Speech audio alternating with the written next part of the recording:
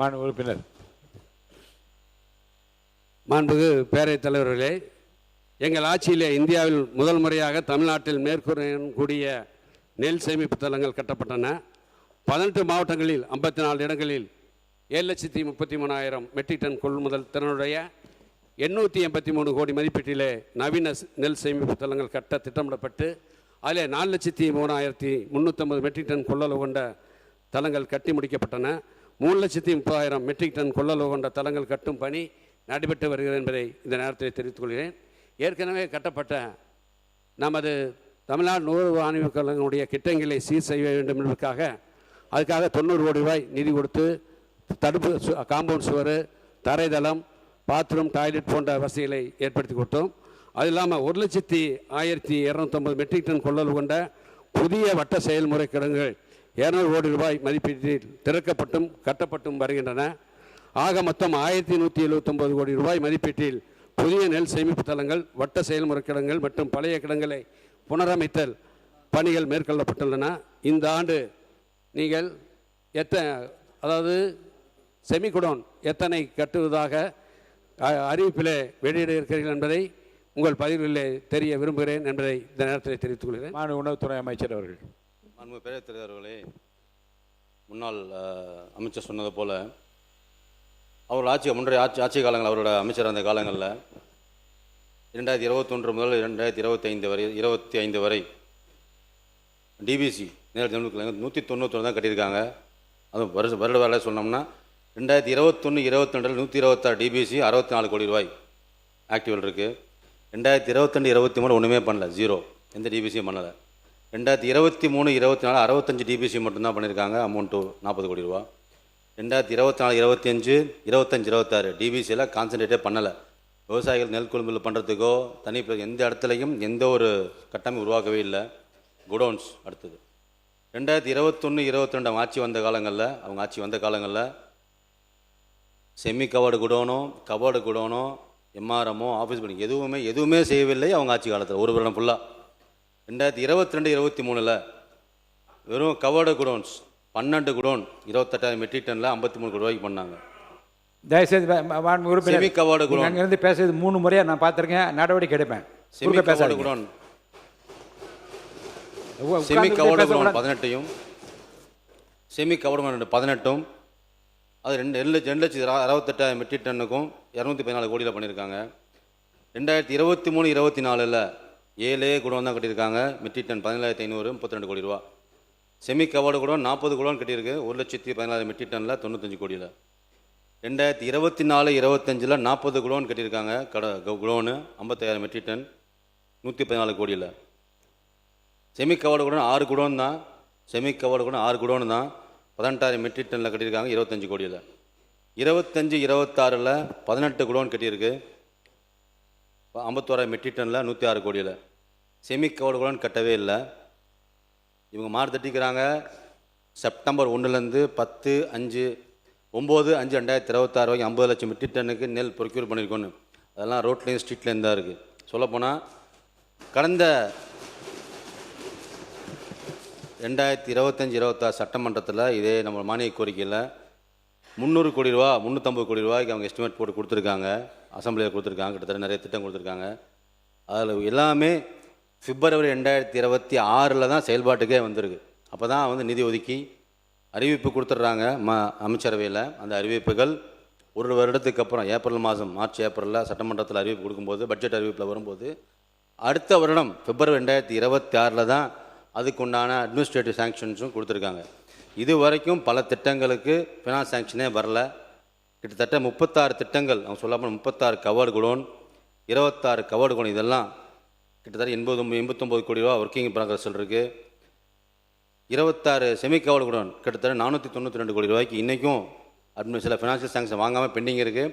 நம்ம ஆட்சி காலங்களில் வந்ததுக்கப்புறம் தான் அதை துரிதப்படுத்தி இனி வருங்காலங்களில் எங்கெல்லாம் நெல் இந்த மாதிரி வெளியே இருக்கோ, டிபிசி சென்டர்லையோ ஓப்பன் பிளேஸில் இருக்கோ, அதெல்லாம் முனைப்பாக இந்த பிளேஸை மாற்றுறதுக்கு ஒர்க் பண்ணிகிட்டு இருக்கோம். இன்னொரு 2-3 மாதங்களில் இதெல்லாம் பயன்பாட்டுக்கு வர்றதுக்கு பண்ணிகிட்ருக்கோம். நன்றி. அன்பு உறுப்பினர் சக்கரபாணி அவர்கள். மாண்புமிகு பேரவைத் தலைவர், மாண்புமிகு அமைச்சர்கள், மாண்புமிகு உறுப்பினர் எம்ஆர்கே பன்னீர்செல்வம் அவர்கள். மிகு பேரவைத் தலைவர்களே, மாண்புமிகு அமைச்சர் அவர்கள் இப்போல்லாம் கணக்கெல்லாம் அவர் ஆடிட்டரில் அவர் கணக்கெல்லாம் சொல்கிறாரு. ஆனால் நாங்கள் எப்படியும் எங்களுக்கு நெல் மழையில் நனையாமல் 5 ஆண்டு காலத்தில் மழை நனைக்காமல் தான் இப்போ நீங்கள் ஆட்சிக்கு பொறுப்பேற்ற 3 மாதத்தில் இப்போ தொலைக்காட்சியில் பார்த்தா எல்லாம் நெல் மூட்டைகள்லாம் நனைந்து அதுவும் அதிகமாக ஓப்பனில் தான் இருக்குது. இப்போ ஓப்பனில் தான் வச்சுக்கிங்க. நாங்கள் திடீர்னு ஒரு மழை வரும்போது மழை வரும்போது நாங்கள் உடனுக்குடன் அங்கே அப்புறப்படுத்தி இங்கே பாதுகாப்பான இடத்திலே நாங்கள் குடோனில் வச்சோம். எங்கெங்க சக்கரால குடோனாக இருந்தாலும் சரி, பள்ளிக்கூடமாக இருந்தாலும் சரி, அந்த அளவுக்கு நாங்கள் வைத்து நெல்லை பாதுகாத்தோம். அதனால தான் வெள்ளை அரிசியாக ஒரு கருப்பு அரிசி வந்த காலத்தை போய் வெள்ளை அரிசி வர்ற காரணம் அந்த நெல்லை மழை நனையாமல் முளைக்க விடாமல் இருந்த காரணத்தால் தான் நெல் இப்போ தேசங்களில் இப்போ இங்கே வெள்ளை அரிசி வர்றதுக்கு ஒரு காரணமும் உண்டு. மாண்புமிகு அவை முன்னவர். மாண்புமிகு பேரவைத் தலைவர் அவர்களே, மாண்புமிகு முன்னாள் அமைச்சர் அவர்கள் இங்கே குறிப்பிடுகிற போது முழுமையாக பாதுகாப்பளித்து தூய்மையான ஆட்சி மக்களுக்கு ரேஷன் கடையிலே வழங்கி கொண்டிருக்கிறான்னு சொன்னார்கள். ரேஷன் கடையிலே வாங்குகிற அத்தனை பேரும் ஆற்றுக்கும் கோழிக்கும் தான் இதை தீவனமாக பயன்படுத்தி கொண்டிருக்கிறார் என்பதுதான் நாடறிந்த உண்மை. ஆகவே நீங்கள்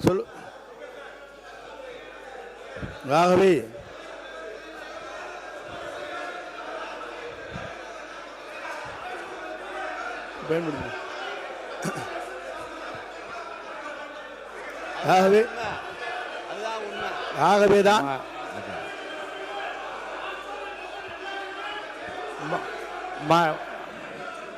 மாண்புமிகு உறுப்பினர்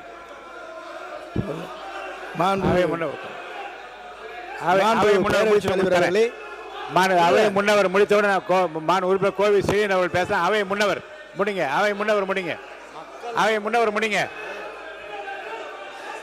உட்காருங்க. அவை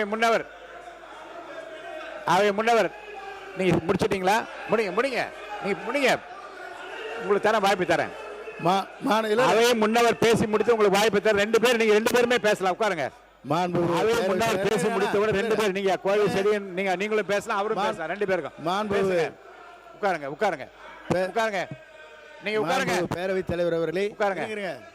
சொல்லுங்க. நீங்கள் சொன்னீங்க, அதுக்காக சொல்லியிருக்கேன். அதற்காகத்தான் நம்முடைய முதலமைச்சர் அவர்கள் சன்னரக நெல்லை உற்பத்தி செய்ய வேண்டும் என்பதற்காகத்தான் இந்த தொகையை உயர்த்தி கொடுத்து எதிர்காலத்தில் சன்னரகை தான் இந்த மக்கள் வேண்டும் என்று விரும்புகிறார்கள். அண்டை மாநிலங்களிலிருந்து அந்த அரிசி வருகிறது, பல இடங்களிலிருந்து வாங்கப்படுகிறது. நம்முடைய சன்னரகம் என்பது உற்பத்தி குறைவாக இருக்கிறது என்பதுதான் உண்மை. ஆகவே அதை உற்பத்தி செய்ய வேண்டும் என்ற நோக்கத்தோடு தான் அந்த பணிகளை மேற்கொண்டார்கள். மாண்பு உறுப்பினர்கள் சொல்லுகிற போது இல்லை அதை மாற்றி ஒரே சொல்லிடுறேன். மாண்பு பேரவைத் தலைவர் அவர்களே, நான் சொன்னதில் உங்களுக்கு அதில் இருக்கும். அதை சில பேர் பயன்படுத்துவதில்லை என்பதுதான் உண்மை. ஏனென்று சொன்னால் எம்ஆர்கே பன்னீர்செல்வம் அவர்கள் எம்ஆர்கே பன்னீர்செல்வம் நீங்க பேசுங்க. எம்ஆர்கே பன்னீர்செல்வம் அவர்கள் மட்டும் பேசலாம். உங்களுக்கு துணையாக பின்னாடி யாரை பேச அனுமதிக்கும். திரும்பி பாருங்க, கொஞ்சம் திரும்பி பாருங்க. நீங்க மட்டும் பேசுங்க. பேரவைத் தலைவர்களே, இங்கே முன்னாள் அமைச்சர் நேரு கூட அந்த ரேஷன் அரிசி தான் சாப்பிட்றேன். ஏன்னா சுகர் கம்மியாகும்ட்டு, அதான் சுகரை கம்மியாகும்னு சொல்லி அது மோட்டா அரிசி சாப்பிட்றாரு. அதனால் எல்லாரும் உறுப்பினர் கே நேரு அவர்கள் பேச. மாண்புமிகு பேரவைத் தலைவர்களே, அவை முன்னவர் என்ன அர்த்தத்தில் அப்படி சொல்கிறார்? ஆட்டுக்கும் மாட்டுக்கும் என்பதெல்லாம் இல்லை. குறிப்பாக உங்களுக்கு அரிசி எப்படி கொடுப்போம் என்று சொன்னால், நானும் இந்த உணவுத்துறை 30 வருடத்துக்கு முன்பு நான் பார்த்தேன். எனவே சொல்வது, கருப்பாக இருக்கிற அரிசியை கடைசி நேரம் வேறு வழியாக, அப்போதெல்லாம் அரிசி கிடைப்பது கஷ்டம், சென்ட்ரல் போர்லேருந்து கிடைக்கிறது கஷ்டம். அப்போ அது 1 மாதத்துக்கு 1/2 மாதத்துக்கு கொடுப்பாங்களே தவிர, நம்முடைய மாண்புமிகு உணவுத்துறை அமைச்சர் சக்கரபாணி வந்த பிறகு பாதுகாப்பான குடோன் எந்த காலத்திலும் எந்த உணவு, அவரும் உணவு அமைச்சராக இருந்தார், நானும் உணவு அமைச்சராக இருந்தேன். ஆனால் அவர் தான் நிறையா கட்டினார். அவருடைய காலத்தில் நம்முடைய தளபதி அவர்கள் அதற்காக நிதி ஒதுக்கி நெல்லை நனையாமல் கொண்டு சென்றது சக்கரபாணி. நான் சொல்லிடுறேன், நான் 1 நிமிஷம் சொல்லிடுறேன், நீ சொல்லு. நம்முடைய அவை முன்னவர் சொல்கிறார் ஆட்டுக்கு மாட்டுக்கெலாம் இல்லை, இன்றைக்கி ரேஷன் அரிசி எல்லா மக்களும் சாப்பிட்றாங்க. நீங்கள் அது உனக்கு வச்சிங்க இன்னைக்கு ரேஷன் அரிசி. காரணம் ரேஷன் அரிசி சாப்பிடுகிற போது அந்த சர்க்கரை அளவு குறைகிற காரணத்தால் எல்லா மக்களும் அதை எடுத்துக்கொண்டிருக்கிறார்கள். நீ எப்படி காலையில் எழுந்திரிச்சோன்னா நெல்லிக்காய் ஜூஸ் குடிப்பான்னு பேட்டி கொடுக்குறியா, அது மாதிரி இன்றைக்கு ரேஷன் அரிசியை எல்லா மக்களும் பயன்படுத்தி கொண்டிருக்கிறார்கள் என்பது உண்மை. உறுப்பினர் அவை முன்னவர் மாண்புமிகு பேரவைத் தலைவர் அவர்களே, சக்கரை நோயை தடுப்பதற்காக இந்த ரேஷன் அரிசி பயன்படுத்து என்று சொன்னால் நீ கஞ்சி வைத்து கொடுப்பதிலே நாங்கள் வாழ்த்துகிறோம். பிளே ஸ்டோர் மற்றும் ஆப் ஸ்டோரில் இருந்து பாலிமர் செயலியை QR கோடு மூலம் பதிவிறக்கம் செய்யுங்கள். செய்திகளை உடனுக்குடன் பெறுங்கள்.